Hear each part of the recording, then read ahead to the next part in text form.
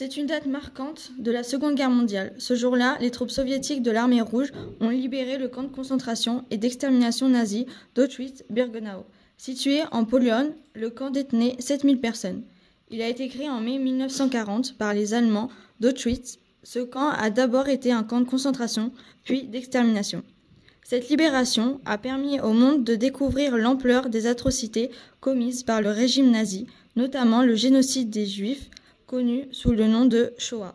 Plus d'1 million de personnes, principalement des Juifs, mais aussi des prisonniers politiques, des tziganes, des homosexuels et d'autres groupes persécutés ont été assassinés.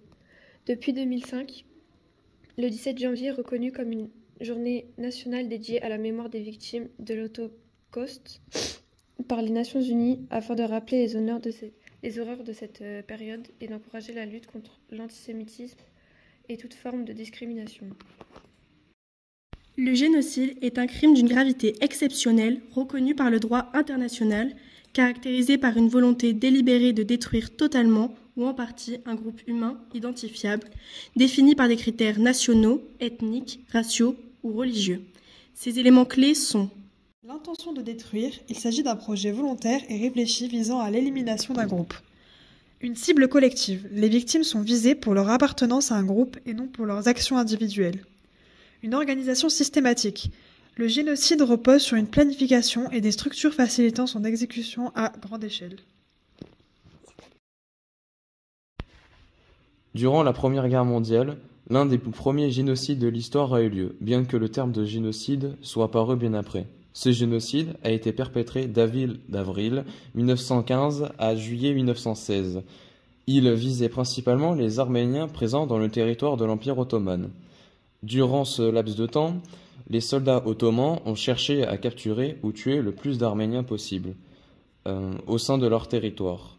Il n'y a pas de raison précise à cela.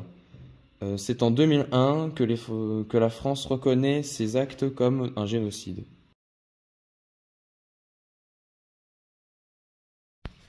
Évidemment, le génocide le plus tristement célèbre est le génocide juif et tzigane perpétré de 1941 à 1945. Ce génocide a été un véritable massacre. Environ 6,5 millions de victimes a été noté. Commandité par les Allemands, le but était d'exterminer tous les juifs et tziganes, bien qu'ils les amenaient en camps de concentration. La finalité était inéluctablement la mort. Les camps de concentration nazis étaient un véritable enfer. Entre torture, viol, tests scientifiques et exécution, par exemple par décapitation, ce génocide est vraiment l'image de la cruauté de l'humanité. Le génocide du Rwanda est l'un des génocides les plus récents. Il a eu lieu du 7 avril 1994 au 19 juillet de la même année. Les Hutus avaient pris pour cible tous les Tutsis présents dans le pays, les définissant comme des parasites. Peu après l'assassinat du président rwandais, l'ordre d'extermination a été donné. Bilan, des exécutions de masse dans les domiciles et rues de tout le pays, ce qui a emmené plus de 800 000 morts, majoritairement Tutsis. De plus, aucun pays extérieur n'a voulu intervenir car il considérait que cela ne les concernait pas.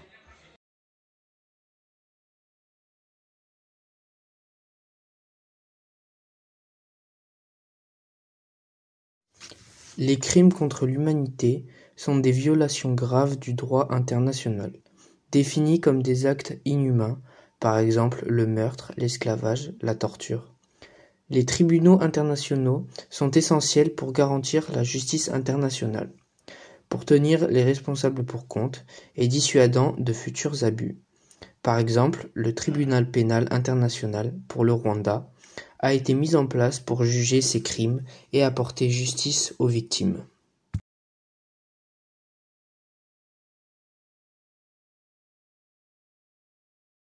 En Syrie, les chrétiens, présents depuis le début du christianisme, subissent un déclin drastique dû à la guerre civile, les persécutions religieuses et l'exode massif.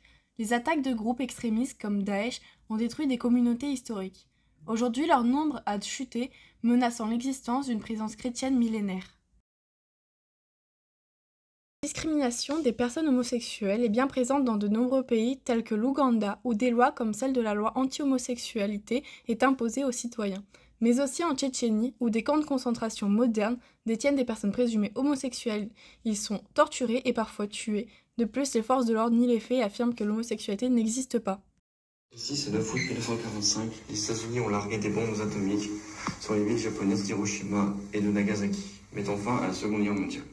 Ces attaques ont causé d'immenses pertes humaines, entre 100 000 et 220 000 morts civiles et des destructions sans précédent. En février 1945, la ville allemande de Dresde a été soumise à des bombardements alliés intensifs qui ont presque entièrement détruit la ville. Ces attaques ont causé des pertes civiles considérables. On estime le nombre de morts entre 25 000 et 250 000. Le fait de cibler des populations civiles rapproche ces attaques à des crimes contre l'humanité. La question se pose, pourrait-on qualifier ces bombardements de crimes contre l'humanité ? L'invasion russe en Ukraine soulève des interrogations sur la qualification de certains actes. Attaques intentionnelles contre civils, viols et déportations, bref, ça ne manque pas. Cependant, établir ces qualifications devant des instances comme la Cour pénale internationale nécessite des preuves rigoureuses, rarement présentes. La question de la responsabilité des États face à des violations des droits humains se pose également. Cette image illustre la situation dramatique des civils palestiniens à Gaza, fuyant les ruines de leurs habitations détruites par les récents bombardements. Le conflit entre Israël et le Hamas a entraîné une escalade de violence sans précédent. Au milieu des décombres, hommes, femmes et enfants tentent de trouver refuge, alors que la crise humanitaire s'aggrave et que les appels internationaux pour un cessez-le-feu se multiplient. Cette image souligne l'urgence pour les journalistes, notamment à Gaza, où ils sont ciblés et tués en plein conflit. Leur rôle est crucial pour documenter les atrocités, dénoncer les violations des droits humains et alerter le monde. Sans eux, ces crimes risquent de rester invisibles, renforçant l'impunité face à ces drames. Dans le monde, depuis plusieurs siècles, il y a eu de nombreux génocides, que ce soit des Amérindiens aux Juifs en passant par les Arméniens et les Tutsis au Rwanda. C'est pourquoi nous pouvons nous demander comment éviter de nouveaux génocides et comment éviter de refaire les mêmes erreurs. De même, pouvons-nous définir ce qu'il se passe à Gaza comme un génocide ? De nos jours, il est important de témoigner de futurs génocides. Il s'agit principalement du rôle des journalistes qui sont souvent limités dans leur travail par les États. Ils peuvent aussi être persécutés ou tués en fonction de leurs actions. En 2004, on dénombre 550 journalistes détenus et 54 journalistes tués. Il s'agissait d'une année record. Les témoignages de rescapés de camps de l'éducation en Chine révèlent des conditions inhumaines. Kulbar Aitiwaji, une Ouïghour, raconte les interrogatoires incessants et la pression psychologique qu'elle a subie lors de sa détention. Seragul Saoitibai, une Kazakh, témoigne des privations et des abus dans ces camps où elle a été forcée d'enseigner. Cela souligne les graves violations des droits humains dans le Xinjiang. Yeomi Park, dissidente nord-coréenne, raconte une enfance marquée par l'endoctrinement, la peur et les privations. Enfant, elle fabriquait des tanks en jouets pour tuer les Américains, preuve de la propagande précoce. Sa fuite périlleuse à travers la Chine et la Mongolie illustre la détermination à échapper au régime. Songmi, une réfugiée nord-coréenne, décrit la famine, la censure et les risques pour ceux cherchant des informations extérieures. Elle témoigne aussi des exécutions publiques pour distribution de programmes étrangers, révélant la répression du régime.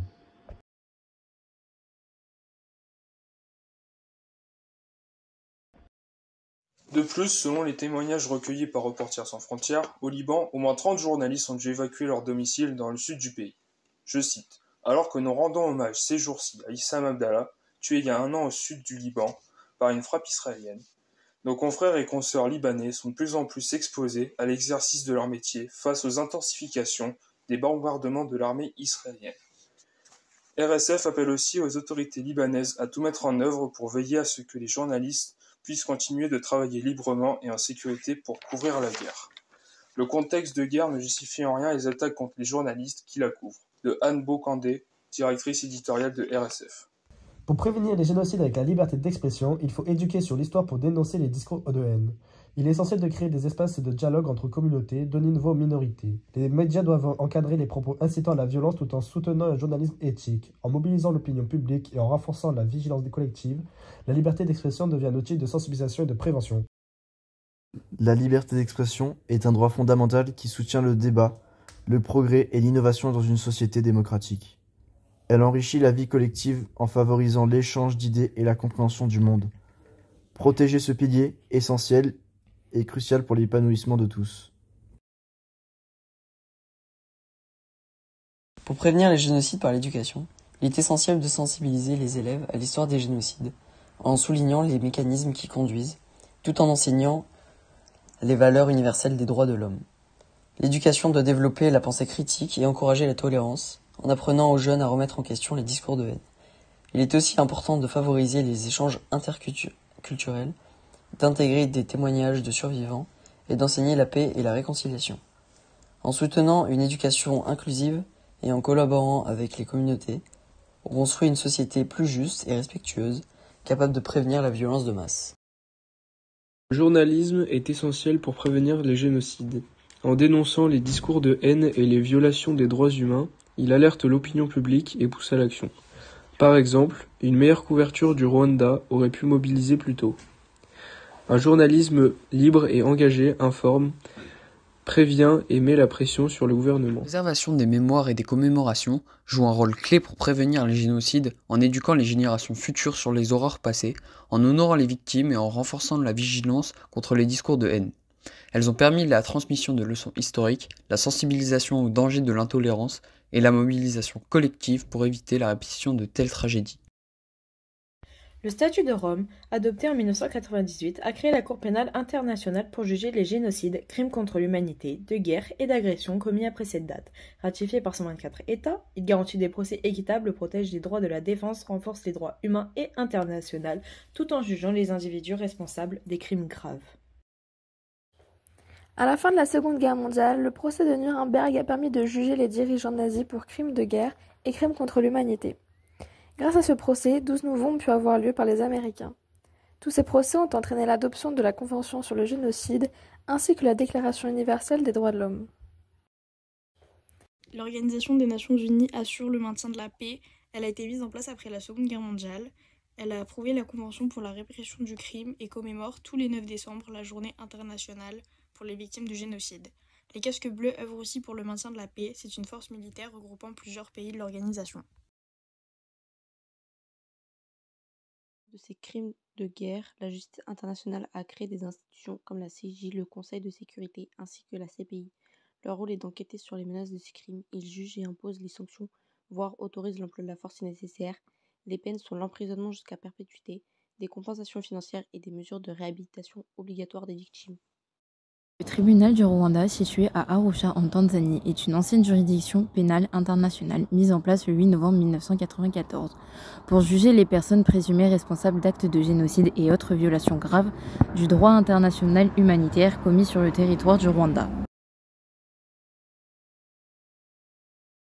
En exemple pour dissuader, il y a aussi le tribunal pénal de la ex-Yougoslavie, qui est l'exemple même de la justice, par le fait que pendant, comme après la guerre de Yougoslavie, les responsables de crimes de guerre et de crimes contre l'humanité ont été et sont toujours recherchés afin d'appliquer une justice aux coupables.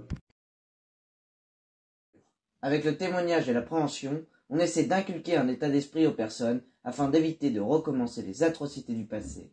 Et si ces deux étapes ne fonctionnent pas, il y a la dissuasion, avec les menaces par les lois et les tribunaux. Cependant, on privilégie les témoignages et la prévention, mais elles sont menacées dans certains pays.